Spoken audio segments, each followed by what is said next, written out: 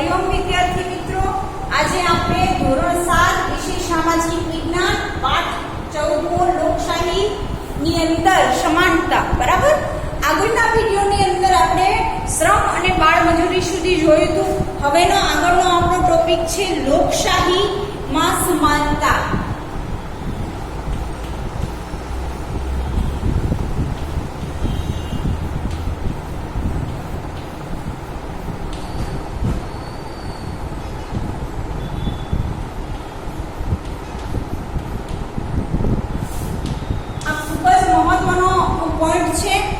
લોકશાહી દેશમાં સમાનતા ખૂબ જ મહત્વનો ભાગ ભજવે છે બરાબર. આપણે એ વસ્તુ જાણીએ છીએ કે જેટલા લોકો હોય એટલા મંતવ્યો આપણે જોવા મળે છે. આપણે ગુજરાતીમાં કહેવત પણ છે, તમે સાંભળી હશે કે મતે મતે બુદ્ધિ બદલાય છે બરાબર. જેટલા માથા હોય એટલી બુદ્ધિ આપણે જોવા મળે છે. બધાની બુદ્ધિ એક સરખો જવાબ આપતી નથી, બધાની બુદ્ધિ કંઈક અલગ અલગ વિચારે છે બરાબર ને. તો એ જ રીતે આપણે લોકશાહી દેશમાં રહીએ છીએ અને એ લોકશાહી દેશની અંદર સમાનતા છે એક એનું ખૂબ જ મહત્વ છે. જો સમાનતા રાખવામાં ના આવે તો આપણે ખબર જ છે કે કેટલા મતભેદો ઊભા થાય છે. હવે એનું એક એક્ઝામ્પલ આપણે જોવું હોય તો એ એક્ઝામ્પલ આપણે આપણા ઘરમાં જ જોઈશું બરાબર ને.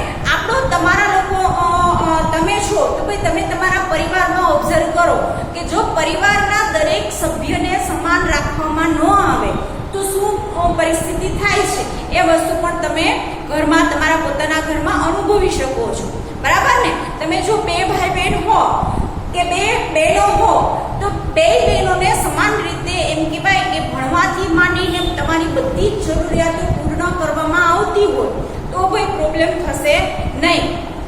પણ બે ભાઈ એક ભાઈ અને એક બહેનને અલગ અલગ એમ કહેવાય કે પ્રાયોરિટી અપાતી હશે.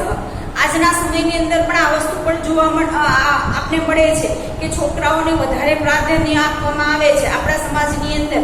તો એ જે વસ્તુ ઊંચ નીચ એમ કહેવાય કે છોકરા છોકરી વચ્ચેનો જે ભેદ છે એ આજે પણ જો રખાતો હોય તો એ વસ્તુ ખોટી પડે છે. કે કોઈ પણ મા બાપ હોય તો એ મા બાપને બે સંતાન એક સમાન હોવા જોઈએ. એ બંને સંતાનને એમ કહેવાય કે સમાન રાખીને કામ કરે તો ભાઈ કોઈ પ્રોબ્લેમ થશે નહીં. અને જો એની વચ્ચે અસમાનતા ઊભી થાય તો આપણે ખબર જ છે કે પરિવારમાં ઝઘડા મારવું બધી જ વસ્તુઓ થાય છે બરાબર. એ બે ભાઈ બહેન વચ્ચે હોય કે બે સંતાનો વચ્ચે હોય કે ભાઈ બે પતિ પત્ની હોય, એ વચ્ચે જે સમાનતા આપણે જોઈએ છીએ કે બધા એક સાથે એડજસ્ટ થઈને જીવે છે બરાબર. દરેકને આપણે ઘરના જે વડીલ હોય એ દરેકને સમાન રીતે બધા જ હક અધિકાર અને બધું જ આપે છે તો ભાઈ કોઈ સમસ્યા થતી નથી. પછી ભલે ને ગમે એવી મોટી સમસ્યા આપણા પરિવાર સામે આવે તો પણ એ સમસ્યાનો આપણે સામનો કરી શકીએ છીએ ને. પણ જો બધાને સમાન રીતે બધું મળી રહેતું હોય તો જો એ ઘરમાં જેમ સમાનતા રહેલી છે એ જ રીતે આપણા લોકશાહી દેશની અંદર પણ દરેક પ્રજાને બરાબર, એ હિન્દુ હોય, શીખ હોય, ઈસાઈ હોય કે બીજી ગમે ધર્મ પાળતી પ્રજા છે એ પ્રજાને સમાન જો અધિકાર કે હક આપવામાં ના આવ્યા હોય તો ભાઈ આપને ખબર છે કે ભાઈ કેવી પરિસ્થિતિ થાય છે બરાબર. આપને ખ્યાલ જ છે કે આપણે ધાર્મિક રીતે પણ એકબીજાથી એમ કહેવાય કે જો દુશ્મનાવટ ઊભી કરવી હોય તો એ પણ આપણે ભૂતકાળની અંદર એવી પણ ઘટનાઓ બનેલી છે. એમાં આપણે રામ મંદિરનો દાખલો આટલા વર્ષો પછી તમે વિચારો કે આજે વર્તમાનની અંદર એ રામ મંદિર બન્યું છે. જ્યારે આ રામ મંદિરનો ઝઘડો એમ કહેવાય કે હું તમારી ઉંમરની હતી એ સમયથી હું જોતી આવું છું ભાઈ ત્યાં રામ મંદિર બનશે કે મસ્જિદ બનશે. એ તમે વિચારો કે આજથી 30-35 વર્ષ જૂની વાત કરીએ તો કોઈ 35 વર્ષ પહેલાથી એ પ્રશ્ન ચાલતો આવતો બરાબર. એને આટલા બધા વર્ષો થઈ ગયા. તમે વિચારો કે આવા જે પ્રશ્નો છે એ પ્રશ્નનું સોલ્યુશન આવ્યું. શું કામ? કે ભાઈ આપણા લોકશાહી દેશની અંદર બધા જ ધર્મોને સમાન ગણવામાં આવ્યા છે બરાબર. ને બધાને સમાન રીતે હક આપવામાં આવેલા છે અને એ હક જે આપણે છે એ નિયમ અનુસાર આપણે એ હકનો ઉપયોગ કરવો જોઈએ. સામે આપણી સામે ફરજ પણ એટલી આપેલી છે બરાબર ને. એ વસ્તુ આપણે ભૂલશું નહીં.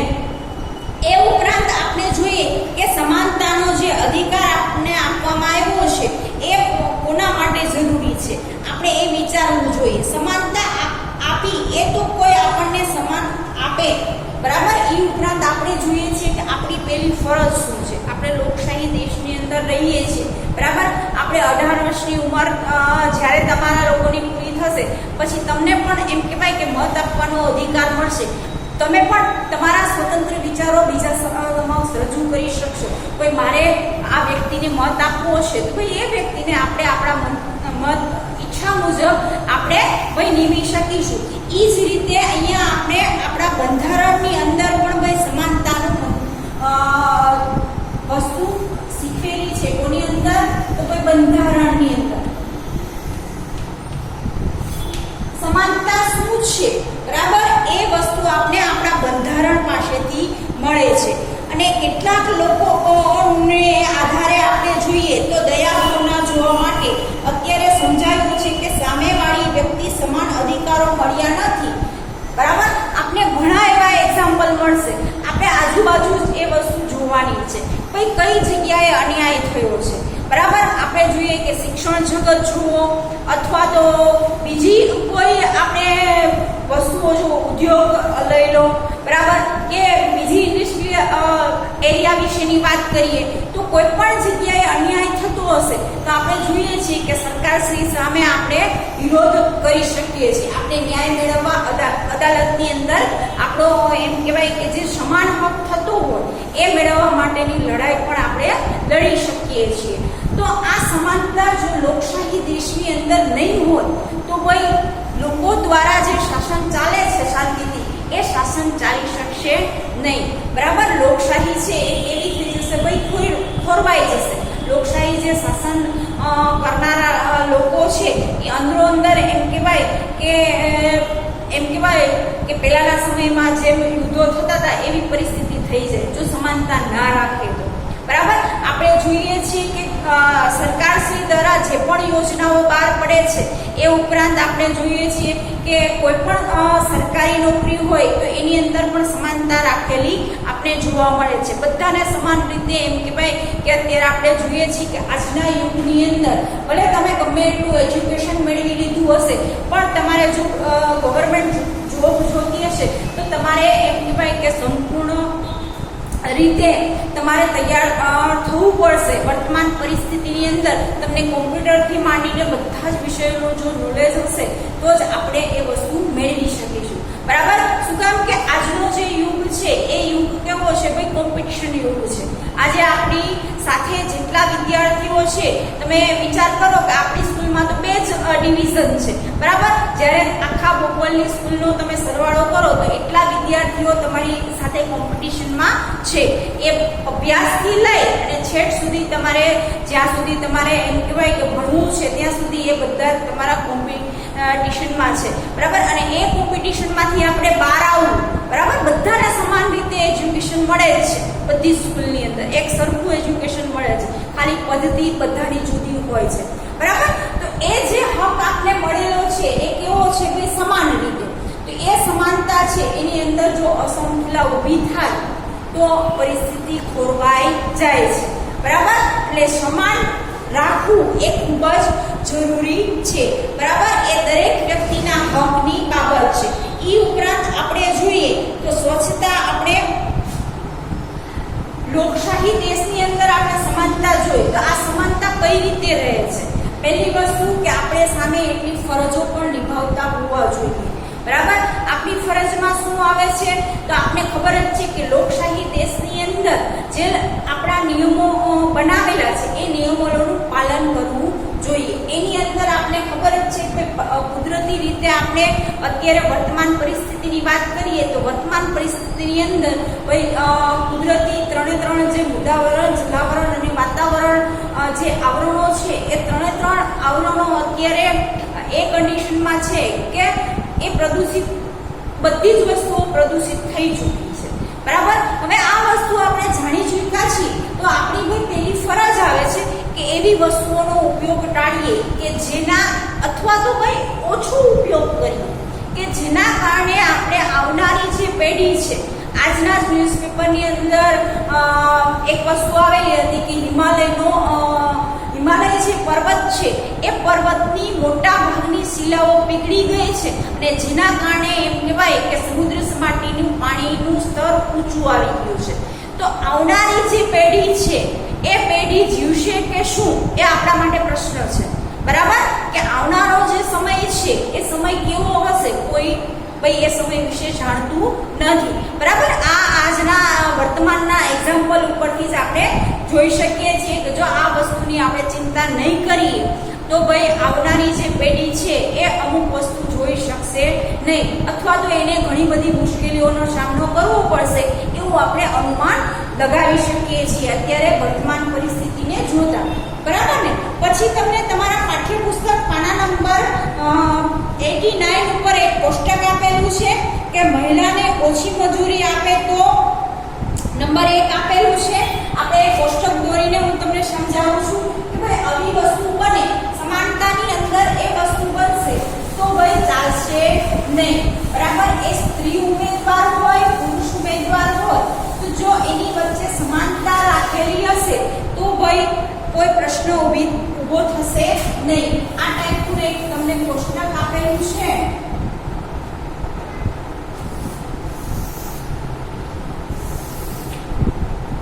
એક નંબરમાં આપેલું છે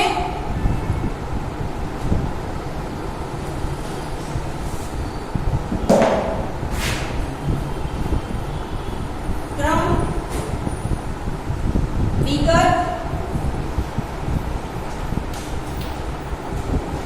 અને આપણે શું કરી શકશું. બરાબર, એવું એક અલગથી આપણને ખાનું આપેલું છે, આપણે શું કરી શકીએ.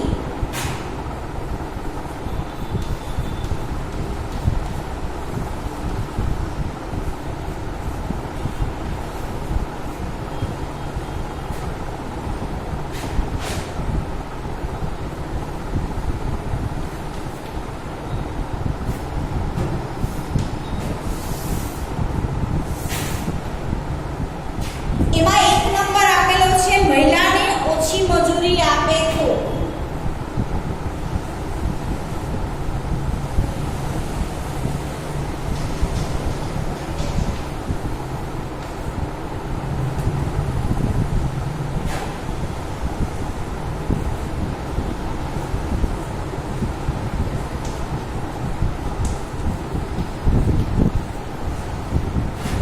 નંબર 2 આપેલું છે વ્યક્તિનું આર્થિક શોષણ થાય તો.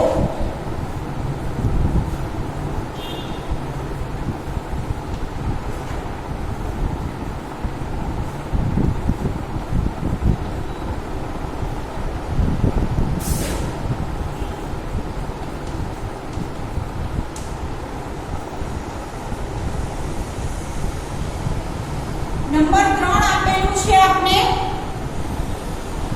બાળ મજૂર જોવા મળે તો.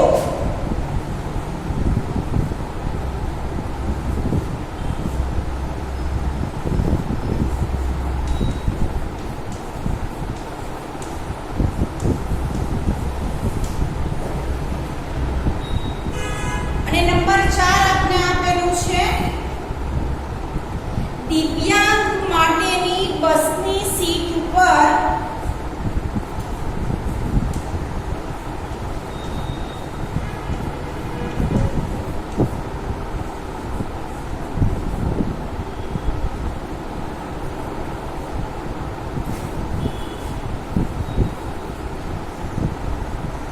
અન્ય બેઠું હોય તો.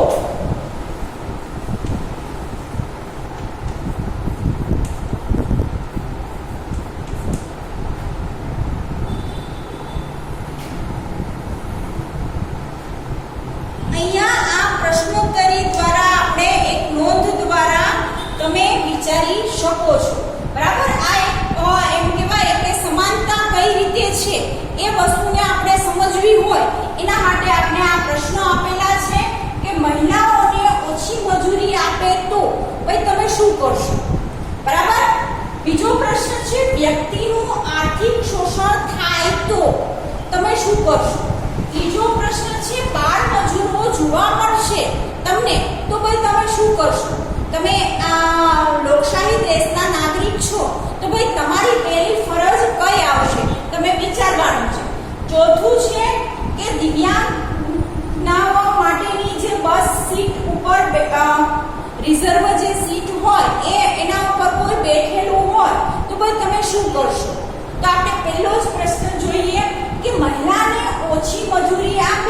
आपने खबर ज छे कि भाई लोकशाही देशनी अंदर पुरुष होय के स्त्री होय बेयने भाई समान हक अने अधिकार आपेला छे। तो भाई कोई पण स्थळे आ वस्तु थती होय तो आपणे ए वस्तुने अटकाववी જોઈએ। भाई હું મહિલા છું, દાખલા તરીકે હું મારું જ એક્ઝામ્પલ આપું કે ભાઈ હું મહિલા છું તો ભાઈ મને ઓછી સેલરી મળશે તો એ વસ્તુ ચલાવી લેવામાં આવશે નહીં। શું કામ? હું પણ જેટલો કલાક તમે પુરુષને આપેલો છે એટલા જ કલાક મને આપેલા છે, હું પણ એટલું જ કામ કરી શકું છું, તો ભાઈ મને કેમ મજૂરી ઓછી તમે આપો છો? એ વસ્તુનો આપણે વિરોધ કરી શકીએ છીએ। બીજો પ્રશ્ન આપણે જે આપેલો છે કે વ્યક્તિનું આર્થિક શોષણ થતું હોય, બરાબર? આપણા લોકશાહી દેશની અંદર કોઈ પણ વ્યક્તિ છે આર્થિક એટલે કે પૈસાની બાબતમાં, બરાબર, વધારે કલાક કામ કરાવી અને ઓછું મહેનતાણું આપવામાં આવતું હોય એને આપણે આર્થિક શોષણ કહેશું। તો એ જે શોષણ થતું હોય તો ભાઈ એ શોષણને પણ આપણે હટાવવો અથવા તો ભાઈ એના વિરુદ્ધ કમ્પ્લેન કરવી કે એના વિરુદ્ધ કાર્યવાહી કરવી એ આપણે હક આપેલો છે તો એ પણ આપણે ભાઈ કરી શકીએ છીએ। પછીનું છે બાળ મજૂર તમને કોઈ પણ જગ્યાએ કે કોઈ પણ સ્થળે જોવા મળે છે તો ભાઈ પહેલી ફરજ તમારી શું આવે છે, બરાબર? આપણે તરત જ વિચાર આવવો જોઈએ કે ભાઈ આ છોકરાને અહીંયા ફરજિયાતપણે કામ કરવામાં અથવા તો ભાઈ એની એવી પરિસ્થિતિ છે કે જેના કારણે એને બાળ મજૂરી કરવી પડે છે તો એના માટે આપણે ભાઈ વિચારીએ તો સરકારશ્રી દ્વારા ઘણી બધી એવી સંસ્થાઓ છે કે જે એમ કહેવાય કે અનાથ બાળક હોય કે આવા ઓછા ગરીબના બાળકો માટે પણ આપણે જોઈએ છીએ કે સરકારશ્રી દ્વારા આરટી 2009 બરાબર જેની અંદર એમ કહેવાય કે આર્થિક એટલે કે પૈસાની ઓછી આવક છે એવા બાળકો પણ સારી સંસ્થામાં અભ્યાસ કરી શકે એ માટેની એમ કહેવાય કે સરકારશ્રી દ્વારા જે યોજના છે એ યોજનાનો લાભ લઈ અને આપણે આવા જે બાળ મજૂર બાળકો છે જેને એમ કહેવાય કે અભ્યાસ કરવાનો હક છે એવા બાળકોને આપણે મદદરૂપ થવું જોઈએ એવું આપણે કામ કરીશું। ભાઈ અત્યારે તારી ઉંમર આ મજૂરી કામ કરવા માટેની નથી, ભાઈ અત્યારે તારે અભ્યાસ કરવાની અથવા તો કોઈ ભણવાની ઉંમર છે તો ભાઈ એ કામ કરવું તારે જોઈએ। એ વસ્તુ આપણે એના માતા પિતાથી લઈ ને એ જે પણ એમ કહેવાય કે જગ્યાએ કામ કરે છે એ વ્યક્તિને બધાને આપણે સમજાવવું જોઈએ। પછીનું છે પોઈન્ટ કે જે શારીરિક અપંગ છે, બરાબર, અંધ છે અથવા તો જે હાથ પગ કામ નથી કરતા એવા વ્યક્તિઓ માટે આપણે જોઈએ છીએ કે રેલવેની અંદર, એસટી બસની અંદર, સિટી બસની અંદર, બરાબર, તમે કોઈ પણ સ્થળે જશો તો આ જેટલા પણ વાહનો છે એ વાહનોની અંદર એ લોકોની રિઝર્વ સીટ હોય છે, બરાબર?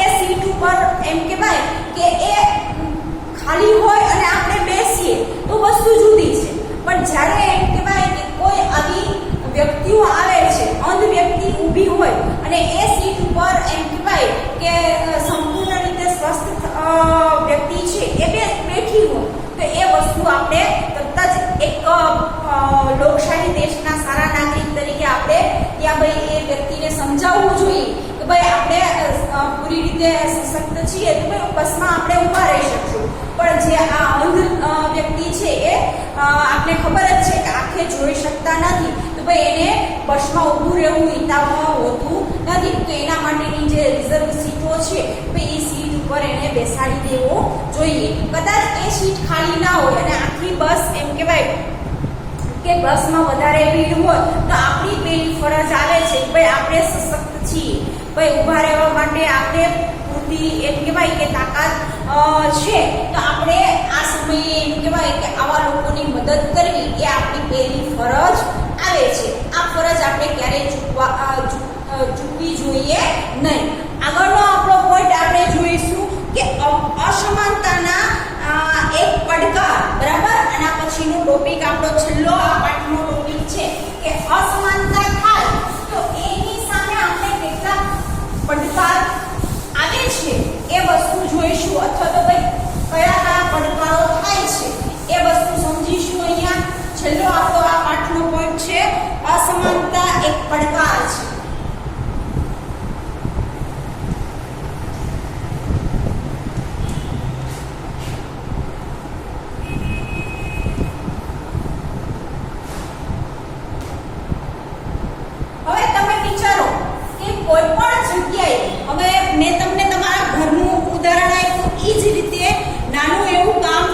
અને ગામમાં એમ કહેવાય કે પાણીના 2 કુવા હોય, બરાબર. અહીંયા તમારા પાઠ્યપુસ્તકની અંદર એક ઉદાહરણ આપેલું છે કે એક નાનું એવું ગામ છે ને એ ગામની અંદર 2 જ કુવા છે, બરાબર. અહીં આખું ગામ 2 ભાગમાં પાણી ભરે છે. હવે વિચાર કરો 2 કુવા હોય એટલે ગામના 2 ભાગ પડી ગયા કે ભાઈ આટલો વિસ્તાર છે એ આ કુવામાંથી જ પાણી ભરશે અને બાકીનો સામેનો જે વિસ્તાર છે એ એક કુવામાંથી પાણી ભરશે. એવા જો 2 ભાગ એમ કહેવાય કે પસાર થતા હોય તો ગામમાં એક કુવામાં પાણી ખલાસ થઈ ગયું હોય તો હવે અડધા ગામના લોકો પાણી ભરવાની અગવડ પડતી હતી. કુવામાંથી પાણી ખલાસ થઈ જશે એ ડર હોય. એક વિસ્તારના લોકો બીજા વિસ્તારના કોઈ પાણી ભરવા દેતું ન હતું. તો અસમાનતા કહેવાય કે સમાનતાનો ભંગ થાય તેવા એકાદ બનાવથી સામાજિક એમ કહેવાય કે રસ્તા પર વિધાયક અસર આપણે જોવા મળે છે. જેમ કે કેટલાક ગામના લોકો છે એ કેવા હોય છે તો ભાઈ વ્યક્તિગત પ્રસંગો કે વરઘોડો કાઢવો, મંદિર, મસ્જિદ, લાઉડસ્પીકર, બરાબર, એ જે સ્થળો છે આપણે જોઈએ છે નાના ગામડાની અંદર મંદિર, મસ્જિદ હોય. એ ઉપરાંત તમે જુઓ બીજી ઘણી બધી જાહેર એવી જગ્યાઓ છે કે જ્યાં લોકો પોતાના માટે મોટે મોટેથી વાતો કરે, લાઉડસ્પીકરો વગાડે, એ પોતાના સ્વાર્થ માટે કરતા હોય. પણ આપણે ખબર જ છે કે જાહેર જગ્યા ઉપર મોટા અવાજે લાઉડસ્પીકર વગાડવા, દિવાળીની અંદર ફટાકડા ફોડવા એ એમ કહેવાય કે પ્રવૃત્તિ આપણે ગમતી નથી. શું કામ કે આપને ખબર જ છે કે આજુબાજુમાં કોઈ એવી હોસ્પિટલ હોય અથવા તો ભાઈ આપણી આજુબાજુમાં કોઈ એવું બીમાર વૃદ્ધ વ્યક્તિ હોય તો આપને ખબર જ છે કે એ વ્યક્તિઓને મોટો અવાજ છે, ફટાકડાનો અવાજ છે, એ બધી વસ્તુઓની એમ કહેવાય કે ચીચીડાપણું હોય છે, બરાબર, ગુસ્સો કરે છે. તો એ શું કામ કરે છે? ભાઈ એ વસ્તુ એને પસંદ નથી, ભાઈ એને ખલેલ પહોંચે છે. એ ઉપરાંત ભાઈ તમે વાંચતા હો અને મોટા અવાજે બાજુના ઘરમાંથી ટીવીનો અવાજ આવે તો આપણે વાંચવામાં જેમ ડિસ્ટર્બ થાય છે, બરાબર ને, તમને લોકોને પ્રોબ્લેમ થાય છે. તો એ વસ્તુ શું થઈ ભાઈ આપણે બીજા લોકોને નડવું જોઈએ નહીં, બરાબર. આપણે જે ગામનો દાખલો આપ્યો, કોઈ આપણે સમાન રીતે આપણે એક ગામમાં રહેતા હોય તો કોઈ ભાગે પડતું આપણે ખબર જ છે કે ભાઈ ઉનાળાની પરિસ્થિતિની અંદર પાણીની તંગી ઊભી થાય છે તો એ સમયે પાણીનો વિવેકપૂર્વક ઉપયોગ કરીએ એ વસ્તુ આપણે ખૂબ મહત્વની અને જરૂરી બની જાય છે, બરાબર. જે વસ્તુ જે સમયે જે પરિસ્થિતિ હોય એ પરિસ્થિતિ પ્રમાણે આપણે જીવવું પડે છે, બરાબર ને. તો આ જો સમાન રીતે આપણે જીવીશું તો આપણે કોઈ સમસ્યા કે પ્રોબ્લેમ નડશે નહીં.